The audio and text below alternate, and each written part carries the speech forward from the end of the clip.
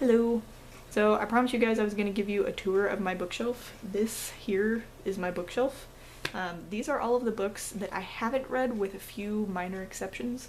A lot of these are books that are like reference type books, so I'm gonna go really briefly over everything I have here. Most of these are pagan books, some of them are romance novels, and psychology textbooks type stuff, so prepare yourself. I think I'm gonna go backwards up and put everything back, because I already did this once and it was way too long. This is a book I have about anxiety stuff, and it's like an actual workbook for people who struggle with anxiety problems. Obviously, I've read through this one and I like it a lot. I like acceptance and commitment therapy techniques, so I enjoyed it. This is a book that I have on astrology because I know absolutely zip about astrology. Like, I know my zodiac sign, and I consider that to be like a big thing for me, that I know that much. I have The Outer Temple of Witchcraft by Christopher Penzick. I love this author. I think he's a great writer, and I really, really like this book in particular. And I think it's really good because, like, a lot of times I don't do ritual very frequently. I'm just one of those people. So whenever I feel like, oh, I could probably use a refresher on X, Y, and Z, this is a great book to go back to and read over chapters because he breaks things down so well. So I really like that book. And my books are all over the place. Oh, I have a world religions book, which I think is great if I just want to kind of flip back if I don't remember what Shintoism is about, which I do obviously, but there's all kinds of different stuff in here, so I think it's interesting to have a nice little reference. I also have a copy of the Bible. Shocking, I know, but I actually have one. Let's see. I'll start here, I guess. I have another reference book. This is called The Spellcaster's Reference. It's all different kinds of like timings basically for different things during the year, which is interesting, I think. I have Wicca Covens. I haven't read this, but I think it sounds really interesting, and I picked it up probably a year or two ago, and I just haven't gotten around to reading it yet. Obviously, covens are not at the top of my list of importance right now, so just haven't gotten around to it. Let's see. I have this book. This is The Witch's God by Janet and Stuart Farrer.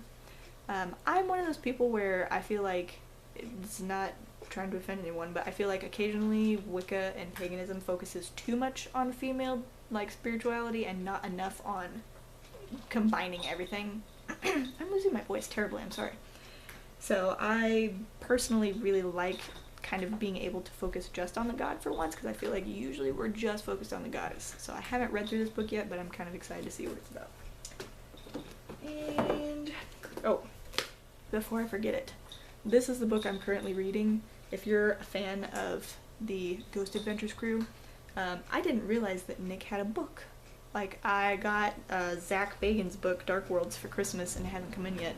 But I saw this when I was at Barnes & Noble, and I was just like, heck yes, I'm gonna get that. This talks about like how they actually came together and met and like all of that.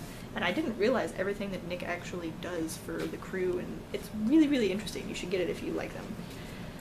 I also have one volume of manga I'm going to show you, just because I took everything else home recently, so I don't have any of the rest of it here, but here's my one volume of manga. Is that gonna fit there? Maybe? I have a book that's like all short stories that I got for Christmas that are about steampunk stuff that my friend Alexa gave me. Yeah, it's not gonna fit. Never mind. Wait for that one later. Oh, these. This is something I got for work, so no one cares about that. This shows how weird I am. I am a huge, huge name collector. Actually, I will show you both of these at the same time. Both of these books, this one's gigantic and was like a $30 book, they're full of names, like all kinds of names. Lou, get out of the curtains. This one's really kind of morbid, but I am a weird person that does this anyway. It's headstones, like all of the names off of headstones from like 1800 to I think 1930. So I thought this was really cool because I like writing a lot, and I like coming up with characters even if I don't write about them. So I thought it was really cool to have a book full of names like that. I've got some LGBT books. LGBT, yes, I said that right. Anyway, this is the Complete Gay and Lesbian Manners Guide, which I just thought was kind of cool. So, I got that. I've got a romance novel called Cat's Cradle. I've got By Any Other Name. Obviously, this is relevant to my interests. I've got Same-Sex Unions in Pre-Modern Europe, which I think sounds fascinating, and I will be interested to see what actual evidence there is for that. So much psychology books. Oh, here's some more. I've got a book my mom got me for Christmas.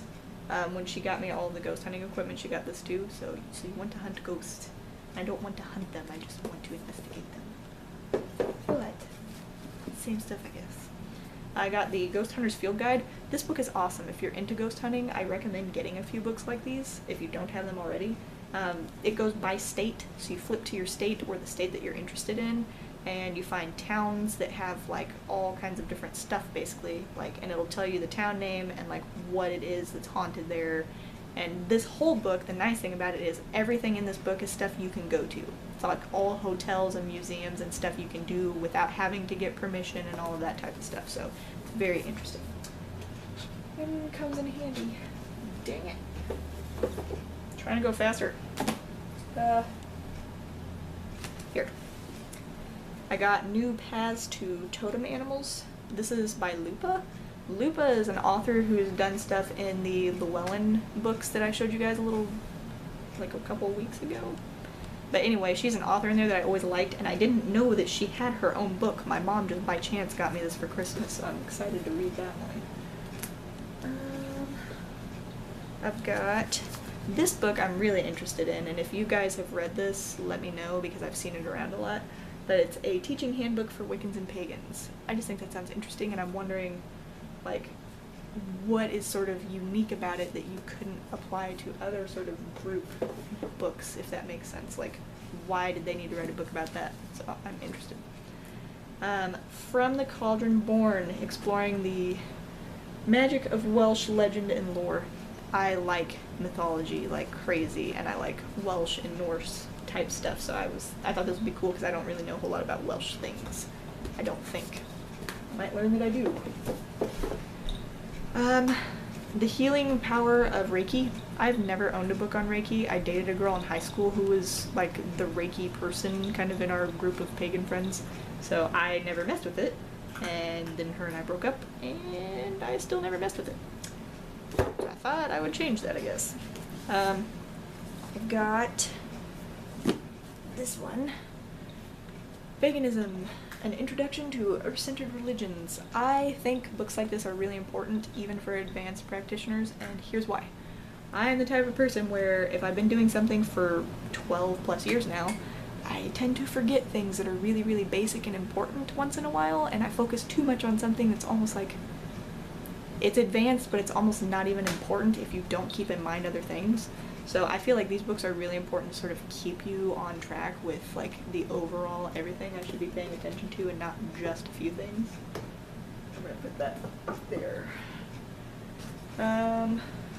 Actually I'm gonna put this up there too. This was the program for Quidam, the Cirque du Soleil show that I got to see over Christmas, and it was awesome. I love Cirque. I have The Wiccan Year. This is one of those reference books that I flip to all the time, just for ideas and stuff. If I don't remember what kind of things I want to put on my altar and that sort of thing. This was an incredibly disappointing thing that I bought online. I thought I bought a book, and instead I bought like a teeny weeny pamphlet. That's called Witches, Midwives, and Nurses, A History of Women Healers. So I thought it was a book. It's very, very tiny. I don't know if it was really worth the money that I paid for it, but I'll find out someday. A Book of Pagan Prayer. I think this is really interesting when I bought it, and I still like it. It's got some really nice, like, well-written prayer stuff in there, so if something's going on where I feel like I need one of these, this is kind of a nice go-to book. Another reference. This is The Simple Sabbat. I don't know if you guys are fans of Flora Peterson, but I love her, and I really like this book. I hope she does more but it's great for reference. Oh, I got these. Cunningham's Magical Encyclopedia of Magical Herbs. And I love this book, and I love his Crystals and Gems book. And I also have, like, I think it's called the Crystal Bible by Judy Hall or something like that. Crystal Encyclopedia, whatever. I have that. They're in my room. And I highly recommend those books because they are really good. Pagans and Christians. I haven't read through this yet, but I think it's interesting, and I'm hoping it's the kind of book that'll sort of explain the relationship between the two maybe nicely. That's my hope. Not sure if it will or not. I really like this book, the Druidry Handbook. If the homesteading druid is watching this, and you'll know, like, I asked you about this and she did a video response, but I really liked it. Not necessarily because it's a good or a bad book, but because it's a different topic. And I'm really interested to read other books on the topic because I did like it that much, and she says there's even better ones out there, so I'm excited to find those. But I liked it when I read it so much that I felt like I would probably want to revisit it and stuff, so I keep it here just in case I ever get that wild hair to do that. And I think, okay, that's all of the pagan books, so if you're bored now, go ahead and turn this off, like, because I'm going to show you all of my other crap. I've got Evil Genes, which is a psychology book. I've got a book on cutting and self-mutilation, another psychology book explaining why people maybe do that and all that stuff. Oh, I've got Uppity Women, which is just a book about women in history who are awesome and uppity. I've got Switching Time, which is a book about someone with 17 different personalities. I'm a big fan of biographies and that type of book, by the way. 50 Psychology Classics, all in one little book, magically. The Divided Mind, the Epidemic of Mind-Body Disorders. I think this will be interesting whenever I actually read it, which may be never. Borderline Personality Disorder Demystified. Where is it? An Unquiet Mind, which is a book on bipolar disorder. And now for my romance novels and stuff. I'll put those there.